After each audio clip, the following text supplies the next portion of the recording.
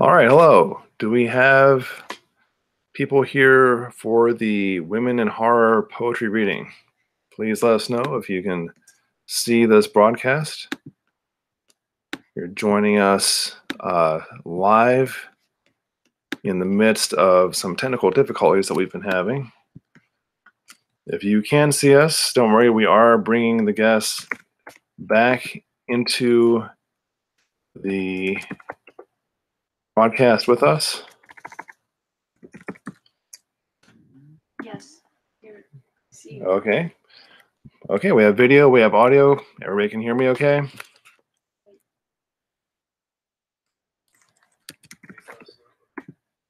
All right. It sounds like some of our... Okay, we can see. Okay, we have confirmation. Great.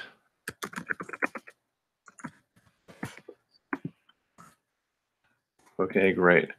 So we have the poetry guests coming back in. As we are doing that, let me just briefly introduce myself.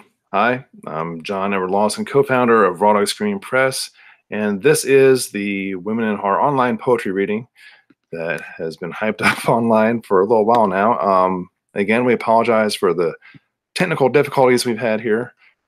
Now, if you have not heard of our publishing company before, we are a publisher of genre fiction, horror, literary, what have you. We do poetry, we do novels, and that's how we found out about Women in Horror Month. If you don't know, February every year is Women in Horror Month. And we like to help try to celebrate that as publishers of horror. And we have joining us this evening 3 poets who are known in the horror scene. Let me bring up Stephanie.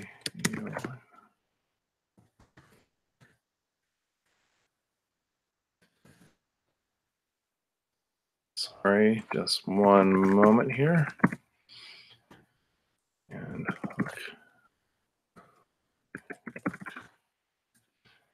okay.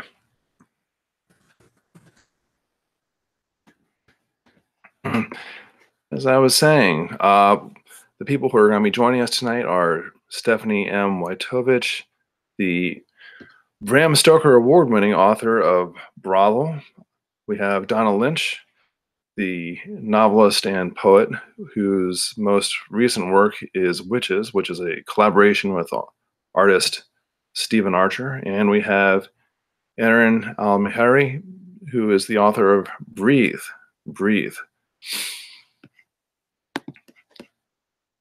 which is a collection of poetry and short fiction.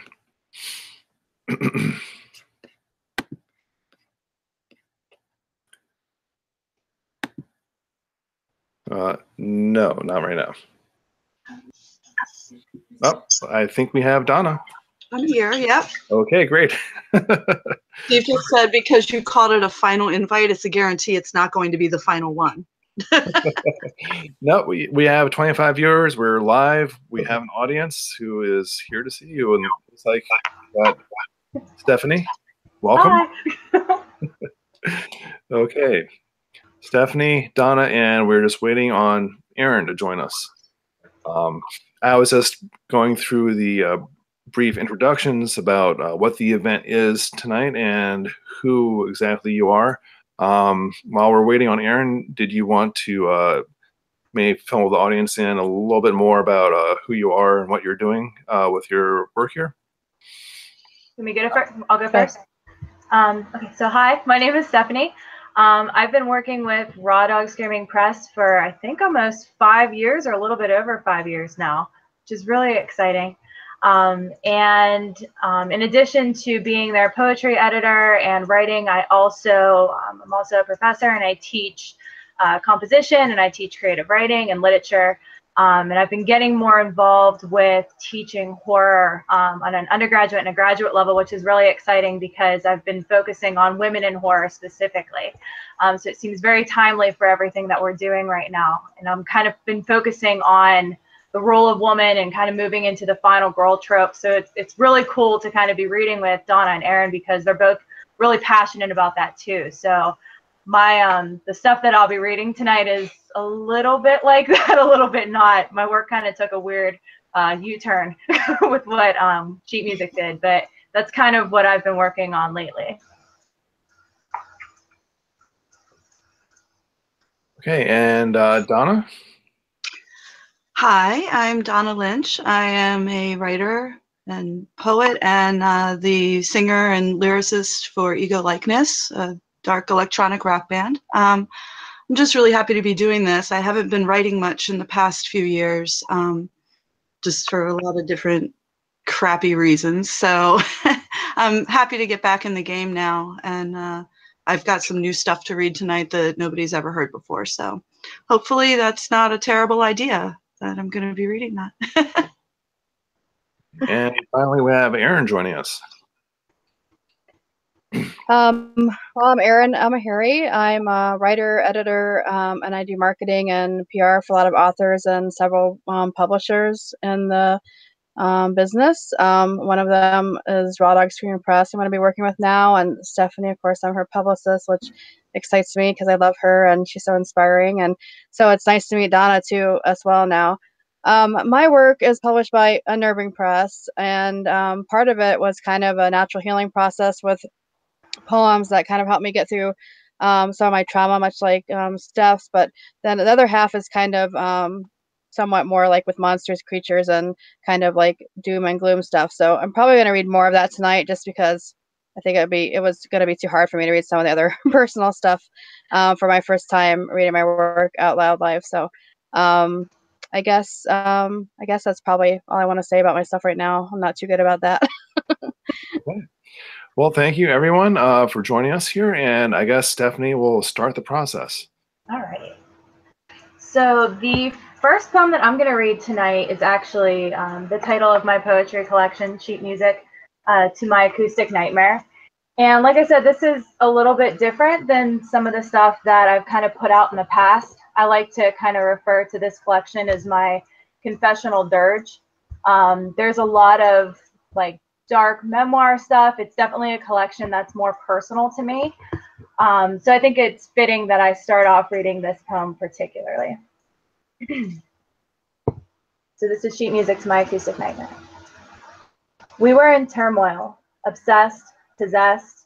There was beer and there were darts, and I spent hours in the bathroom stall crying next to where someone had carved your name into the wood. I started smoking then next to the statue of the giant toad behind the bar where we first met, where you told me you were Romanian, where you put your ring on my finger, the ring I still wear, where you asked me if I wanted to be a pirate, if I wanted to be a gypsy. And I remember thinking that this me was the real me, not the version who used to bow and break and bend and say yes, but that this experience, this freedom to be high and excited, to be loose and reckless, to let a man take off my stockings and cover me in wine, to let an angel kiss my eyelids, to have a person walk with me in the darkness, play music to my acoustic nightmare. And yes, there were bruises and blood, broken bones and shattered glass. I hated everything that we were, everything that we did to each other. But even still, the nights spent waking up in trees and standing on rooftops in winter, the breaking into marble factories dressed like Janis Joplin, the dreadlocks you let me put into your hair. Those are the moments I remember now, the softness, the gentleness, the times when you lit candles in the room, when you told me sex wasn't something you needed to fall in love, when you fell to the ground and begged me to stay, when I picked you up on the other side of the road, guitar in hand, panic in your pocket. Those moments remind me that you held me while I cried, that you forgave me when I ran away, that when I tried to hide and disappear, that you came after me that New Year's night, that you fought for me during graduation, trusted me with your fears for our future. And now I'll never hear your voice again, never laugh with you in the flowers, or drive into the mountains to listen to your stories under blankets of cigarette smoke and dead leaves. So I cry a lot to the memory of your face, and maybe we both need this pain to be each other's biggest regret. Because I know that those moments spent with you made me strong, made me soft, made me believe in love and hate, in angels and demons. And I'm sorry and I forgive you, but I broke and I came back and wanted dead or alive. My bonfire heart still sings your sheet music every day, and this nightmare we built, trying to chase the horizon in each other's arms. Because all of this is for you. Every word, every song, every pillage, every curse. You'll forever be the dead man walking inside my head. Thank you. How am I supposed to follow that after you made me cry? Seriously. Okay, so I Stephanie. don't want to read mine now. I'm done. I'm sorry. I'm the most depressing person alive. Oh. Good thing Donna's going next and not me. Look, if it's going to be a depressing competition, I don't know. Like we're gonna. Oh, jeez. So. Okay. John, do you want me to go? Yeah. After that moment of silence for Stephanie's poem, I think we're ready to move on. Our format tonight will keep things moving. We've got the three poets just sort of rotating through their work, and they'll give everyone a sampling of what each poet is doing. Obviously, a lot of people are here tonight, Donna or may know Erin individually. And so this gives everyone a chance to, if you're just coming in and one poet, maybe you'll find something else that you like here. So that was Stephanie. Let's get right into Donna's work. Okay, thanks. This is brand new. I wrote it on Saturday. It's the first thing I've written in its entirety for a while now. It's called Sacrifice. Yay. We hear the witch come in, shuffling and scraping. But by the time we do, it's often too late, at least for some of us. We are too many with too few places to hide. It's always a small foot slipped from beneath a bed or a lock of hair spilling from behind the cupboard door, that last little body that couldn't quite fit. That's the one who goes. We do not know what she does with us. Maybe our insides get eaten. Maybe our hair and teeth become decorations and talismans. Maybe our bones are used to etch symbols on doors of homes, cursing those inside. We do not know, for we are not witches, but discarded children who once believed that fairy tales about witches were folly, and horror only came from starvation and shadowy men on the streets. But we know better now. Then one night, after the smallest and sweetest among us was taken, someone remembered a fable about mice and a cat. The cat was taking them one by one at night, but if they put a bell about his neck, they'd hear him coming sooner. They'd have more time to hide. It was a grand idea, everyone agreed, but begged the question, who would bell the cat? So we bit our lips and glanced around, and it was decided that the oldest among us should choose who would bell the witch. I am the oldest. I am the one who will make the decision. I am the one who will send a trembling child into her terrible mouth to save the rest, just as I am the one who gathers the children every time the witch comes. I do my best to hide them all, but I know there will always be the one who doesn't fit. And as I gather them, I know which one it'll have to be. I'm the one who chooses. And so I look among these tiny faces, their eyes brimming with tears and nightmares. I make my decision and silently wonder who it is that will someday need to bell me. Wow. I love that. Very good. Yeah. Thanks. Oh. Okay, and now we move to Erin. I'm going to read from, oh, you can't probably even see the cover from the Kindle, so I'm not even going to show it because it wasn't showing up. I'm going to read from Breathe, Breathe. Let's see, the first one I'm going to read is called Offerings to Nang Tani, the Lady of Tani from the Thai folklore. Out into the grove of a wide expanse, I travel and wander with backpack attached. Glistening water with sun's rays bouncing, muddied and filled with small women in straw hats and shriveled old men before me in serene view. Mountains covered in foliage stalk me from the far right. Shacks and fishing boats line the near left of the bank.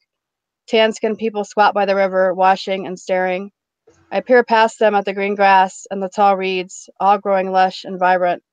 Chilling mist sweeps down and swirls around the low of the valley. Kauai tawny banana trees surround the outskirts of the dirt path out of the village, their giant green leaves shading the small green bunches of fruit. A swath of yellow glares beautifully wrapped around the trunk of a tree. Small gifts of sweets and fragrant incense line the ground below. I crouch and watch the tree, then I creep towards the trunk and pull out sun orchids and candied fruit from my bag. I call for Nang Tani to come. I can see she haunts this tree as the locals have left her offerings, and I hope she likes mine and me. It's still so very early in the morning, just at sunrise, and I question if her nocturnal clock has not already put her to sleep. I've hiked hours and miles after riding in small cart driven over a bumpy path, an exhausting trek on an ancient train, and first a long airplane trip. I'm not good at being patient after all this. I call Nang again, and then I wait. I cry. My head in my hands now, I fall to the ground with my arms around my knees. I fall asleep, and when I wake up, it's nighttime, a full moon, and a glow emanates around me on the wild banana tree. I look up and see a beautiful woman with long, black hair and a greenish complexion floating slightly off the ground close to the tree. She tilts her head a little and looks at me, a small smile gracing her red lips as she licks the sugar from the candy off her fingers.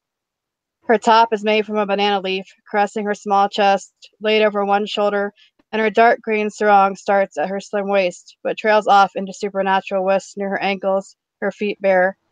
I've come to ask for her help. I'm abused by my husband, and I can find no way out. I've read stories of her, of murder and revenge, even though she's generally not to be feared. Men who wrong others should, though. Men who wrong women, to be more exact. I want her to avenge my life, to make sense of the confinement, the rape, the broken bones. I've traveled to offer Nang sweets in exchange for her to give me my life back. It doesn't seem a fair trade. But she grins. She knows my mind. She's haunted by the same feelings of degradation and despair, and when she disappears, I know where she's going. She'll be back to breathe his vile essence into the bananas, which is why they never ripen. It's a great ending line. Very nice. Thank you. So the next poem that I am planning on reading is called On Listening to Dressed in Smoke at 11:12 p.m. Which is very specific, I know, but that's literally what I was doing at the time.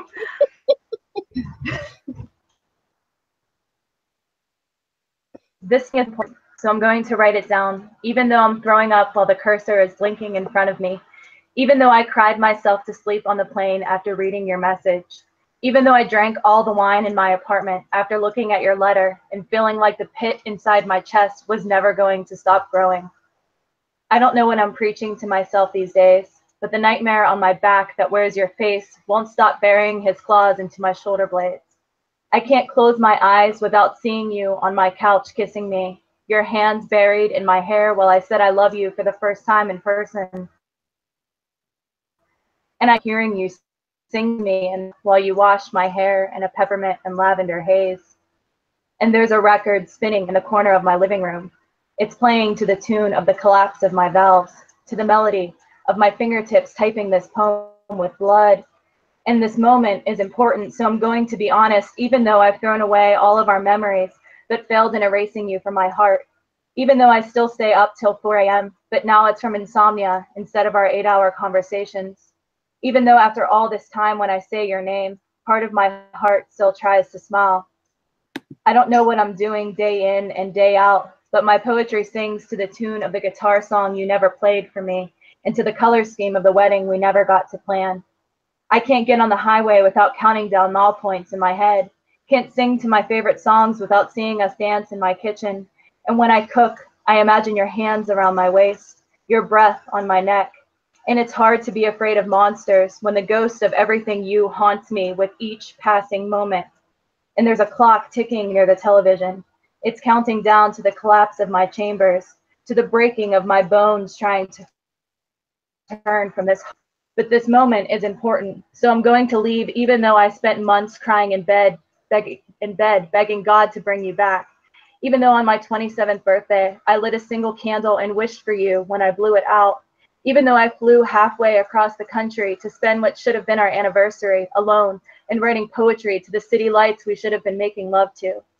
I don't know how strong I am, but I haven't died yet despite the bleeding wound that I had to section off with the tourniquet. I can't get up in the mornings now and look myself in the mirror, just like I can trick myself into happiness with the warmth of a stranger's touch and the brush of their lips against my cheek. But still, after all this time, when I laugh a little too hard, when I smile a little too big, you stand in my mind, dressed in smoke, reminding me of the love that I would have swallowed madness for time and time again. Yet there's this leak in my bathroom, and it's dripping to the rhythm of my tears, to the crescendo of the last time I'll let myself cry for you. Very nice. Good stuff. Yeah.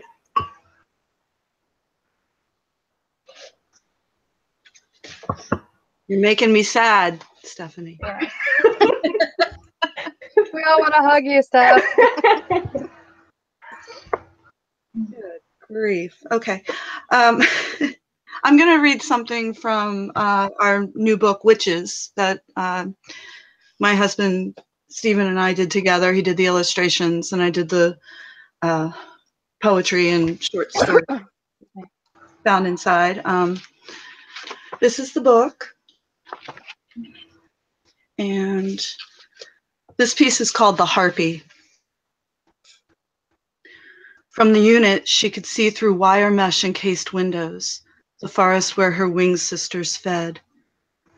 Though the sisters were hungry, she could not force the hands of the lost, only encourage them to follow through with unfinished business. The forest was beautiful, she'd tell them. Their souls would live in the trees, no more grief, no more lingering in the cold, blocked wards, these earthly preludes to the seventh circle. And while all these things were true in the wood of the self-murderers, Nurse Celino would forever neglect to mention the pain of being stripped of your new leafy flesh by clawed feet and slowly devoured, entombed in swollen, feathered bellies. That's the picture. So cool. Thanks. Okay, my turn again? Okay. Yep. This one's called The Heirloom.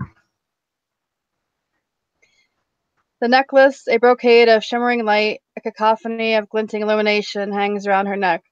The supple skin, milky and smooth, adheres to the jewels as in defiance, or maybe fear, but not indifference. Each elaborate ceramic violet, each sapphire of prophecy, each identifiable leaf of gold woven together in solidarity. Her throat constricts in apprehension, her fingers lightly float across the ornate display, almost in confidence, but no, more like trepidation. Or maybe it propels her lightless eyes, a remembrance of the deep heat of picnics in the sun, a spark to ignite the dull flame. She stares forward towards the row of dusty books, staring at the illumination streaming from the stained glass window in search of meaning. Her breath catches slightly, a cough erupts as her body betrays her emotions. Her chest tightens in reflex, her temples pound as loud as a grandfather clock. Both hands go to her throat, clutching their adornment, attempting to peel away the cold flowers, the elusive diamonds, the threads holding them, and her resolve together. Her mind starts dancing of love, loss, pain, freedom, as her hands struggle with the heirloom, her arms convulsing, her pupils protracting, her eyes no longer muddy, but fascinated as it gets late, as her husband sits, circling his glass of brandy with his pointer finger, emanating an intense state. The portraits lining the room peer toward her with deep-set eyes. She pleads to them all to speak, but ancestors hold hushed secrets. She looks side to side, imploring silently, whispering in unintelligible tones, gasping for air not there. He smirks as she falls to the floor, teardrops of blood escaping from beneath the pristine jewelry setting that's wrapped tightly around her neck, choking and haunting her. Nice. I think the next one that I'm going to read is titled Seduced by Monsters. There's a crocodile in my bed, a merman in my shower, and sometimes when I leave my apartment, I feel your hand on my shoulder, your breath on my neck.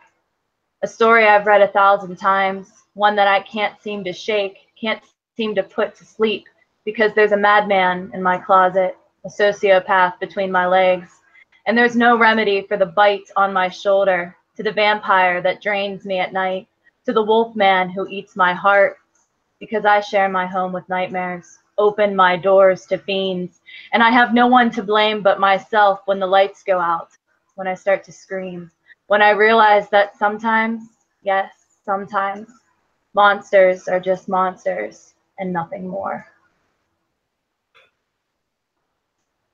I love that one. Thank you. Very good. This is probably going to be my last one because it's a little bit long, so we'll just see how time goes. And no one has ever heard this before, not even Stephen, nobody. So. Yeah. All right, that's not scary. Okay. That's the actual horror part of it.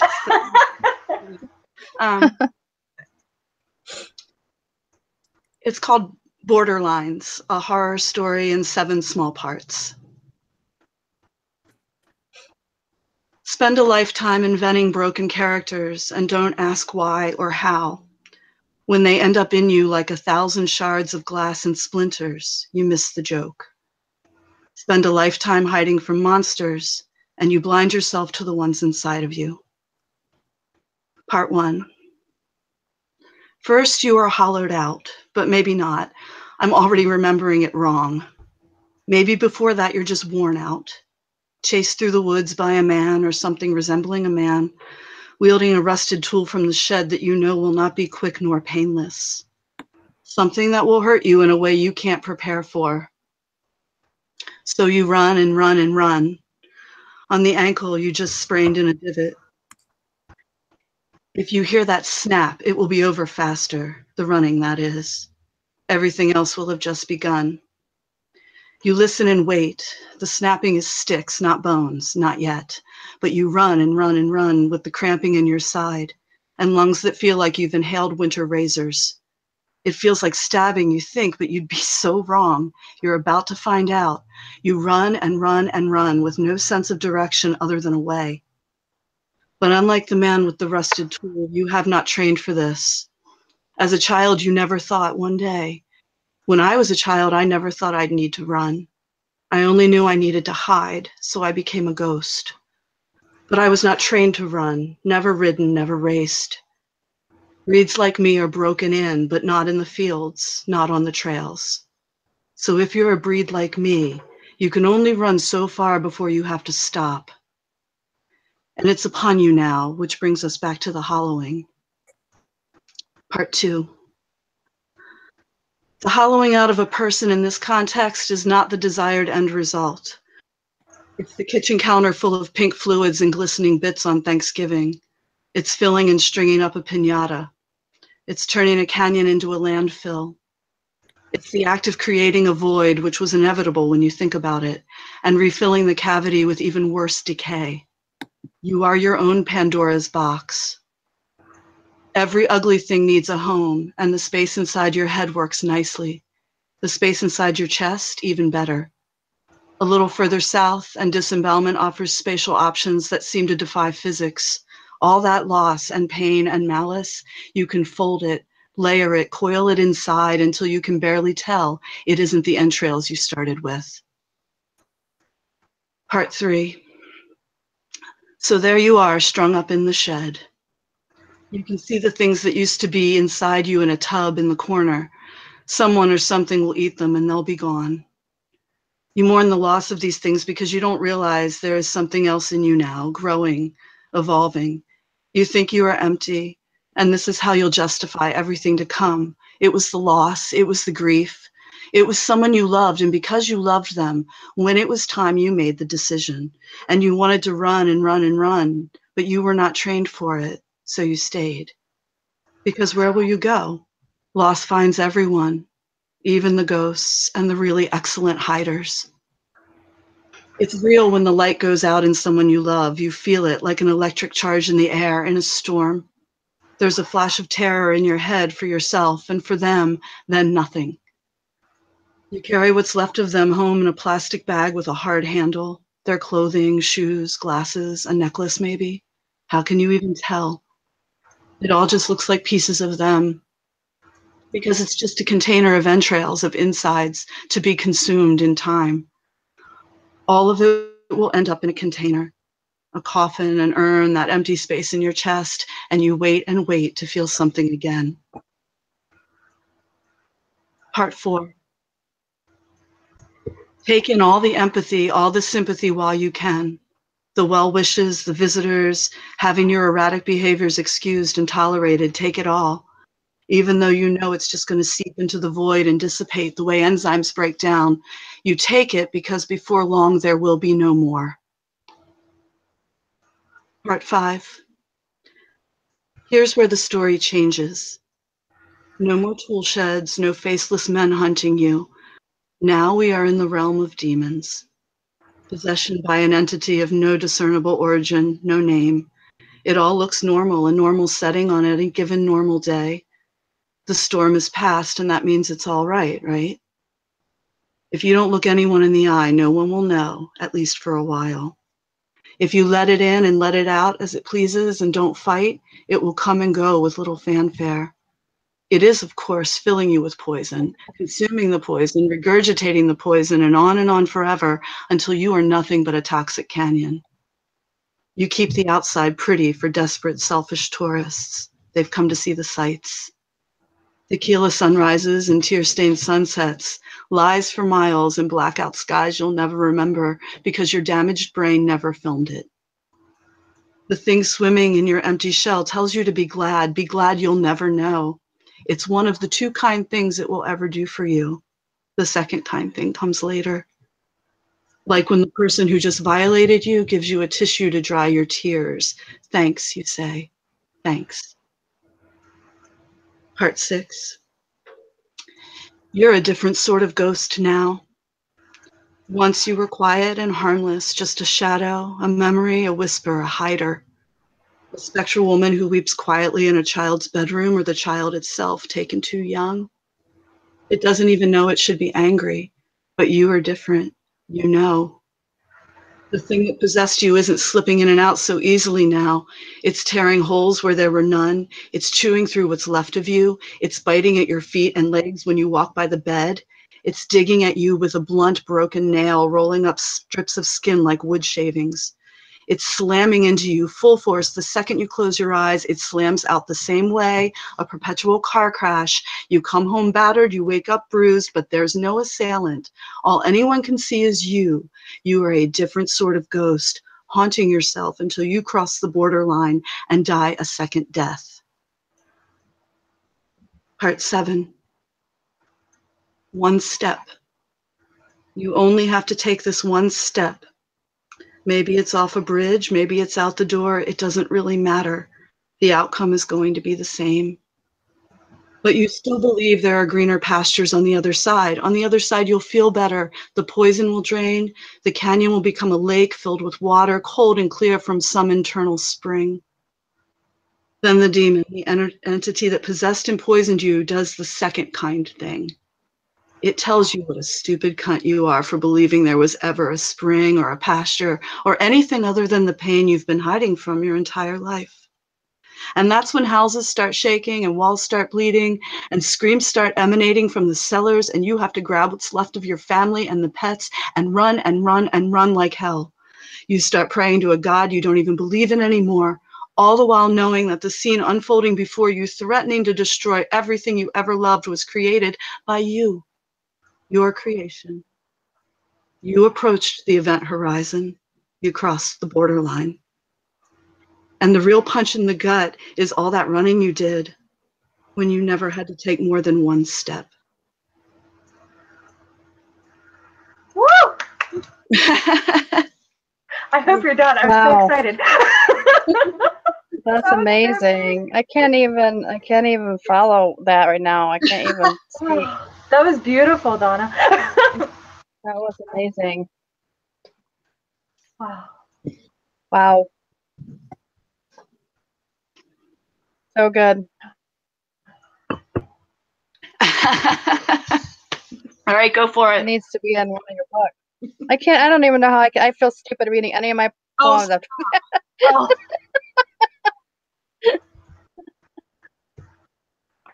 Wow, good. Glorious. Do it. All right. I'll do nature's self. Filled with anguish, her eyes dulled, she takes shallow breaths and relishes in the placidity. Her backyard is the only will she has to survive. She shuffles her swollen feet, clad in cheetah print slippers worn down so her toes peek out the end. She heads out the back door, turning her face to feel the sun. She's shaded partly from the heat by the immense woods, soothed by the song of a sparrow. In her rickety rocker, she plops down with a heavy sigh. She rocks in a pattern as the monotony eases her heartache. She closes her eyes, feels the wind on her cheeks, the warmth seeping into her bones. The creatures of the forest stir in anticipation. They smell her weariness and know what she offers. She hums along to their tune, sprinkles birdseed on the ground, then on her arms, on her legs, on her stomach. They spare no second, no joy, no hesitation, as they are ready and hungry without consolation. Peck, peck, peck. Their beaks split her skin, and she curls her lip back and takes sieved gaffs. Their sharp rhythm, needles to sew and mend her. Sparkling droplets fall and drip her pain away. I like that. I like the imagery in that one a lot. Thanks.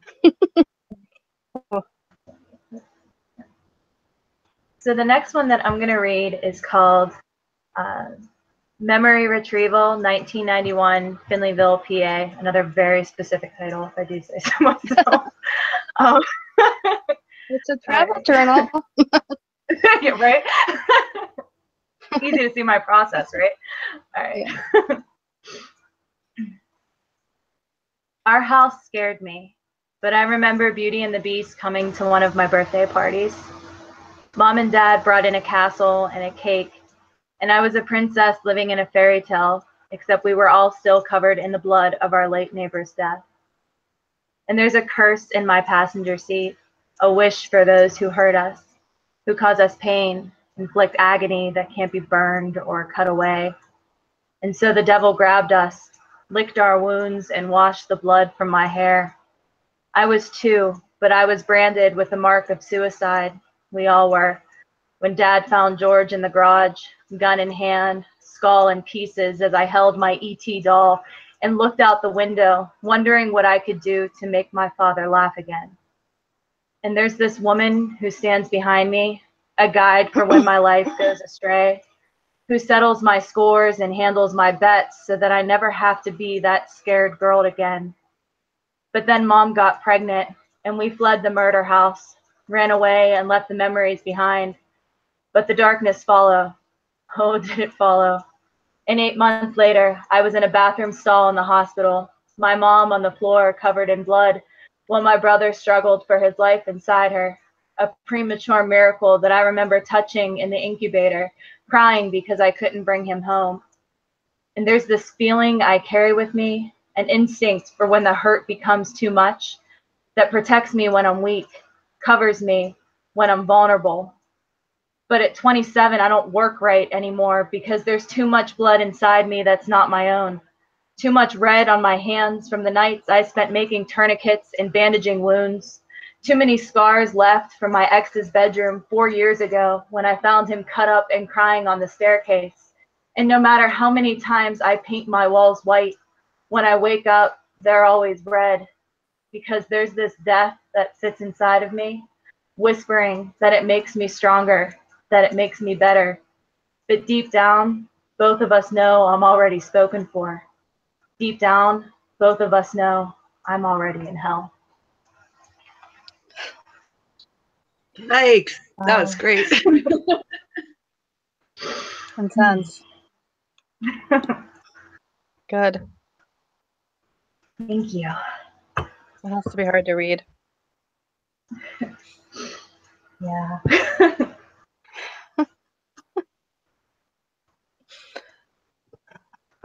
I could lighten the mood a little bit, I suppose. Please do, because I promise I'm not going to. I know. Okay. Either of you. But Donna's done. Are you done, Donna? Should I go next? You're done, right? I had one more like super quick one, okay. Since I realized, we started a little late, so I was thinking you know, Yeah. but maybe I'll just read this one real quick and then that'll be it. Is that okay? Yeah. Of course. Work for everybody? Please. I wrote this one about, you know, writing poems and writing songs, but also about my teratoma that I had a few years ago. Oh my God. It's called My Incomplete Children. They've all been so different. They look like words and stories with no endings, undeveloped. They look like dreams who aged with me, pale and unfulfilled. They are just masses of tissues, masses of me, growing in the wrong place, incomplete and never meant to thrive. But as I reach the halfway point, as I move closer to the void, I know I have to push my babies from their nest into the world, ready or not. And the only comfort that I have is knowing that they all have teeth. Yeah. So true. Yay. Team Teratoma. Okay. All right. Okay. Now I'm done. The new raw dog hashtag.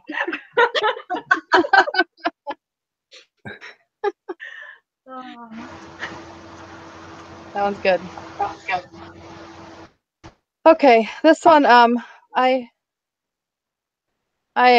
okay. My daughter asked me, my 14-year-old, she asked me to write one about fireflies, but like every single one she knew in my collection was going to be like horrible or end horribly or and somehow like be dreary for her. So when she told me to write about fireflies, she asked me to not make the fireflies evil. So anyway, so maybe this is a little dystopian, but maybe it'll like maybe it won't be such a bad ending after all. The Society of Fireflies for Emma. Across the vast fields, over meadow and brook, the cries pierce the scenic countryside. Doors shut tight, stagnant air, excuse me, fevers, blisters, and decay sweep through villages. Hedgerows once beautifully manicured, backyards filled with colored gardens, bright flowers turned toward the rays of warmth, all now overtaken by weeds, suffocating vines, and thistles of neglect. Confinement, isolation, abandonment, the gasp of last breaths, then shovels turning earth, planting now only lost souls. Stillness. Grass grows wild, reeds stand tall. By rivers there's solitude, but no peace. Darkness ascends, day as well as night. Black clouds hover, but without rain. Until one night, the fireflies blink in unison, like small beacons, dotting amid the fields in symphony to the sound of crickets as fireworks for the soul they twinkle. They join together and cover the earth in phosphorescent rain, annihilating the ruin, rinsing away hate, violence, injustice, and death, creating dark into light. The grass shines green, the water runs clear, the coneflowers raise their weary heads, the clouds turn and dissipate to blue skies. The screams of pain turn to sounds of laughter. For this season, evil has been conquered. Very nice. That's awesome.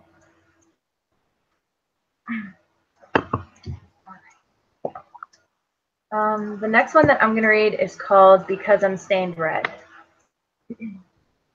Are we going to cry again? Probably.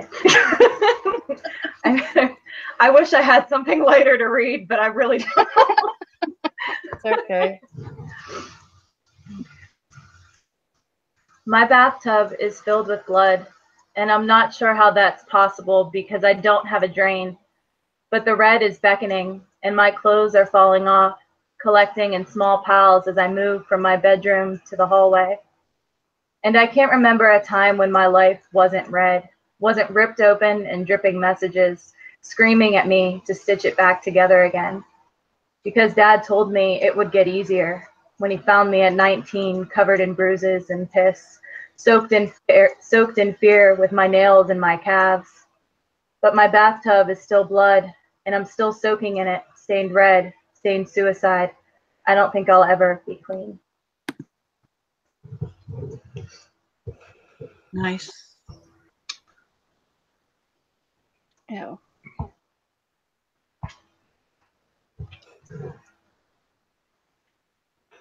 Should I go again? Yes. Are you going to read more, or should I make this my last one? Are you going to read another one after I read this one? I have one more flagged, but whatever you guys want. Okay. I just didn't know if I should tell them this is my last one. I have a couple more, but you just tell me when you're going to read your last one, and then I'll know to read mine. Okay. This is called The Lighthouse Keeper's Tale. Tattered yellow windbreaker hat and black rubber boots, he tweaks the corner of his mustache and trudges out the wooden door and into the dark. His oil lantern lit, he carries it forward into the black night, a sliver of moon in the sky, stars maintaining watch just as he does. He's a sentinel, a keeper, illuminating the shoreline for vessels tossed by crashing waves towards the rocks. Tonight he's heard a sound, and he knows. He knows he keeps watch on more than just the inland. He felt the sound, it shook and vibrated the floorboards of his home, and he senses what is making an appearance. He paces along the rocky edge, hearing the crashing waves, feeling the mist spraying upon him. He can feel the vibration within his chest. His ancestors taught him what the pounding means, and so he's prepared. And yet he's apprehensive, for in 100 years it's laid dormant. Wondering if it was only just a campfire story, a bedtime scare, a tie to keep family bound to the monument shore. He hesitates, but then he's struck by a breathlessness, a halting of air. His age beard curls from its straight edge. The rotating light sends beams across the wide expanse, and yet it's so pitch. Illumination details only the blackness and shadows.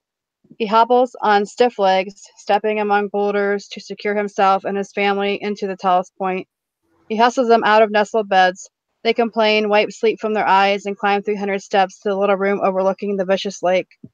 Shutting the door, bolting it closed, he pulls a lever, initiating a sonic sound that reverberates around the small, scenic town, warning them of their inevitable demise. Very nice. I like that a lot. I like that one a lot too. Thank you. I think that I'm gonna end with this one, and it's called Post-Traumatic Spiders. Mostly because this is pretty much my nightmare, and I've been pretty open the past couple years when it comes to poetry about how I have used poetry as therapy. How some of my therapists in the past have actually worked with me specifically with writing poetry as a way to combat depression and some of the trauma that I've gone through in my life. And this poem specifically is really interesting because I don't experience PTSD like some people. I see tarantulas everywhere. It's kind of like a what dreams may come situation. And I blame Richard Matheson for that, because once the idea came in my head, it went nuts. So this one specifically was something that I actually wrote while I was in therapy. My doctor scribbled in her notepad, "What do you want to talk about today?" I was already crying.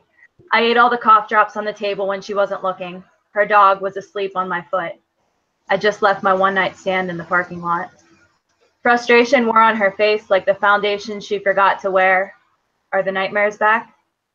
I spun my ring around my thumb. I thought about how you said I wore too much jewelry. I tongued the scar on the inside of my cheek. The tarantulas are everywhere. Her right foot tapped against the carpeted floor. You know it's okay, right? That none of this is your fault? I didn't believe her. I felt its legs crawling up my shoulder. I watched it watch me. I could have stopped it. I could have said no. 50 minutes passed like 50 seconds. Same time again next Wednesday. I nodded my head. I picked the spider off my cheek. I swallowed the web it had spun around my mouth. The silk tasted like semen and blood. Nice. Wow. And spiders I hate worse than anything, so that's not good imagery for me either. I say True, now though. we enter the lightning round. No, I guess we're not doing that. It was a poetry reading. Lightning round.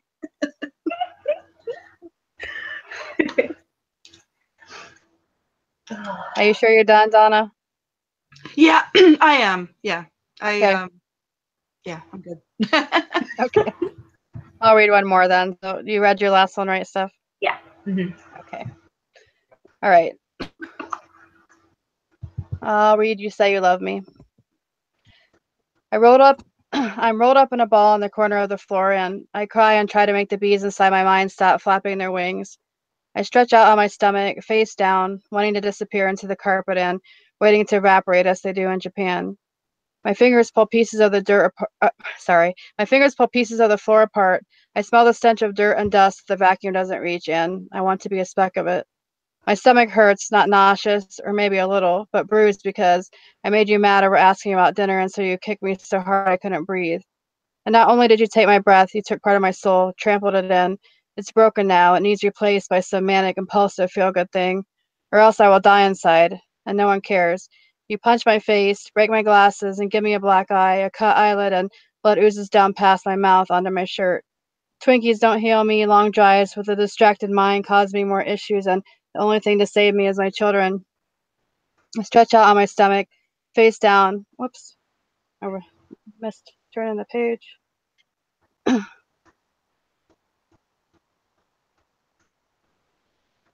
Sorry, I screwed that up. I wonder what life they will live eventually. Watching mommy kick to the floor, head stomped on, jaw with a left hook, more pain inflicted because she fights back, but not the tears. I can never fight back the tears. Sorry, I lost the momentum on that one there. That was beautiful. It was amazing. Page turn. Thanks. All right. Well, so that concludes the reading for everyone. Yeah. Wow. That was. Are you still alive?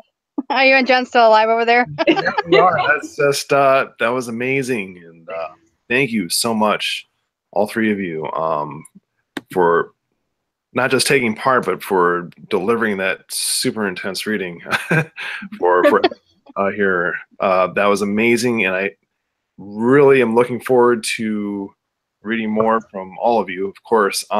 Maybe real quick, you can tell us about any projects you have coming up, or where we can find you online. Sure. So I'm on Facebook and Instagram and Twitter under Stephanie Wytovich, and my blog, which I'm currently doing a Women in Horror series right now, focusing on gender, race, and sexuality, is stephaniewytovich.blogspot.com. And what I kind of am working on now is something drastically different from sheet music, because I need to get away from that for obvious reasons, as you can tell. And it's called The Apocalyptic Mannequin. And it's an apocalyptic science fiction poetry collection that still obviously has some dark vibes to it, but it's more science fiction than the horror that I'm used to writing. So it's a nice reprieve from everything that I've been working on in the past. Sounds good. So I am on Facebook and under Donna Lynch. I have an artist page and a personal profile page. We have the Ego Likeness Facebook page. You can see or find links to all the stuff we're doing at egolikeness.com. I'm on Instagram as D_note. I'm on Twitter as Geek Lioness. And let's see, we have our book Witches coming out through Raw Dog Screaming Press. We will be at StokerCon, which I'm looking forward to. We're going to be vending, and I'm doing one panel, I think. And otherwise, we'll be there. I'll be there rooting for Stephanie to win yet another Stoker Award. It'd be awesome. And probably drinking a lot with you. Yes. Thank you for having me do this tonight. And Stephanie, you were awesome. And Erin, I think this was your first time doing this, and you did a fantastic job. Yes. Oh, thank you. I second that. Thank you, guys. Absolutely. I'll be less nervous next time. You can find me at on Facebook and Twitter too under Erin Sweet Mehairi, and hookofabook.wordpress.com is my blog and website, and where all things kind of go. And let's see. Well, from personally, I'm working on another, which I think is just going to be a straight poetry collection, and it's going to be like water-based, kind of a fantasy horror type feel to it. And I don't know what I'm going to do with that yet, but I'm working on it when I have time. And other than that, I'm just editing other people's books and doing PR for other people, and just kind of staying busy with that. And I am going to edit an anthology with Unnerving Press. It's a Gothic anthology, and subs open on February 28th. It's a poetry and short story anthology, which I'm really excited about. So I hope we get good submissions for that. So that's the main project for like the summer fall time. So I think that's all. Thank you so much for having me along too with the Raw Dog authors and you guys, Jennifer and John. Well, absolutely. We're glad you could join us. And if anybody missed any of the links for any of our participants here tonight, I'm sure you can find all the information gathered, I think, at the event page that we have on Facebook for this Women in Horror Poetry reading online. Or you can check out rawdogscreaming.com or unnervingmagazine.com for information about the books.